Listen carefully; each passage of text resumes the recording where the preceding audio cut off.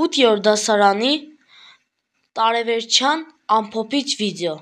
Ինձ շատ դուր եկավ 8-րդ դասարանը ֆիզիկա առարկան։ Մենք այս տարի անցանք շատ թեմաներ։ Առաջին թեման էր մեխանիկական աշխատանքը։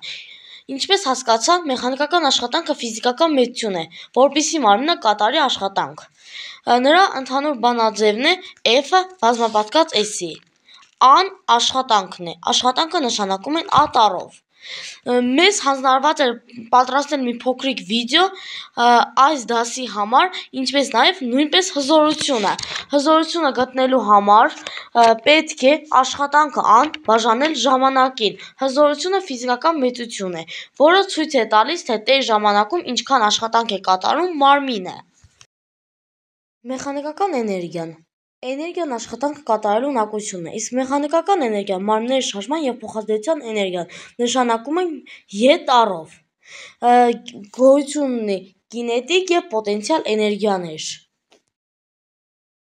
Հավասարակշռության տեսակները անցանք։ Կայուն, անկայուն, անտարբեր։ Կայունը մարմինը շեղվելուց հետո վերադառնում է իր նախնական դիրքին, անկայունը հեռանում է նախնական դիրքից, իսկ անտարբերը մարմինը մնում է նոր դիրքում։ Պարզ մեխանիզմից անցել էինք լծակը և ճախարակը։ Անցանք, թե որն է կոչվում պարզ մեխանիզմ։ Պարզ մեխանիզմ կոչվում է այն սարքը, որը թույլ է տալիս փոքր ուժով կատարել ավելի մեծ աշխատանք կամ փոխել ուժի ուղղությունը։ Լծակը և ճախարակը։ Լծակ կատարել ենք մի փոքրիկ վիդեո, լաբորատոր աշխատանք, վերցրել ենք տարբեր զանգվածներ, բեռներ, որպեսզի լծակը լինի հավասարակշռության մեջ։ Ջերմաչափ, ջերմաստիճան, Ցելսիուսի սանդղակ, ռեոմյուրի սանդղակ, Ֆարենհայթի և Կելվինի սանդղակներ։ Ջերմաչափը ֆիզիկական սարք է, որով չափվում է ջերմաստիճանը, գոյություն ունի 4 տեսակի սանդղակներ՝ Ցելսիուսինը, Կելվինինը և ռեոմյուրը և Ֆարենհայթը։ Կելվինի սանդղակով ջերմաստիճանը կոչվում է բացարձակ։ 1714 թվականին գերմանացի ֆիզիկոս Դանիել Ֆարենհայթը ստեղծեց ջերմաստիճանի սանդղակ, որը կրեց իր անվանումը։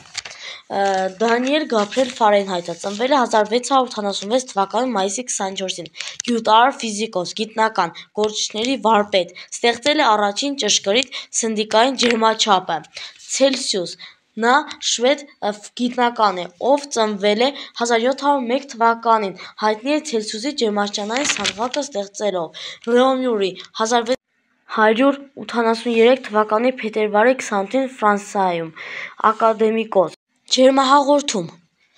Ջերմահաղորդումը էներգիայի փոխանցումը ավելի բարձր ջերմաստիճանով մարմնից ավելի ցածրին։ Ջերմահաղորդման տեսակներն են ջերմահաղորդականություն, կոնվեկցիա, ճառագայթում։ Այս թեմայով մենք կատարել ենք շատ վիդեոներ և փորձեր։ Անցել ենք ջերմաքանակը, էներգիայի այն մասը, որը նյութը տալիս կամ վերցնում է այլ նյութից։ Անցել ենք նաև հալումը և պնդացումը։ Հալումը ֆիզիկական գործընթաց է, որի ժամանակ պինդ մարմինը ջերմության ազդեցությամբ վերածվում է հեղուկի։ Պնդացումը հալման հակառակ գործընթաց է։ Եռումը ֆիզիկական գործընթաց է, որի ընթացքում հեղուկը վերածվում է գոլորշու, ողջ զանգվածով։ Գոլորշացումը հեղուկից գազն է, կոնդենսացումը գազից հեղուկ։ Ջերմաշարժիչներ շոգեմեքենա և ներքին արյունման շարժիչ։ Շոգեմեքենա, որի շարժիչը ներսում գոլորշի պոտենցիալ էներգիան փոխանցում է մեխանիկականի։ Առաջին փորձ կատարել է անգլիացի մեխանիկ Տոմաս Սևերին։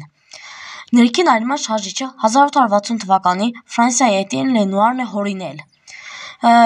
Այդ շարժիչում վառելիքը այրվում է գլանի ներսում, այդ պատճառով անվանեցին ներքին արյունման շարժիչ։ Այն ուներ շատ ցածր ՕԳԳ, իսկ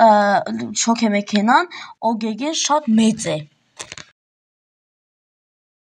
Էներգիայի չվերականգնվող աղբյուրներ։ Էներգիայի չվերականգնվող աղբյուրները այն ռեսուրսներն են, որոնք գոյություն ունեն սահմանափակ քանակով և սպառվելուց հետո չեն կարող կարճ ժամանակով վերականգնվել։ Հիմնական տեսակներն են ածուխը, նավթը, բնական գազը, ուրանը և այլն։ Էներգիայի վերականգնվող աղբյուրները այն աղբյուրները, որոնք բնությունը մշտապես վերականգնում է և չեն կարող սպառվել, ինչպիսին են արևային էներգիան, քամու էներգիան, գեոթերմալ էներգիան, արեգակնային մարտկոցը։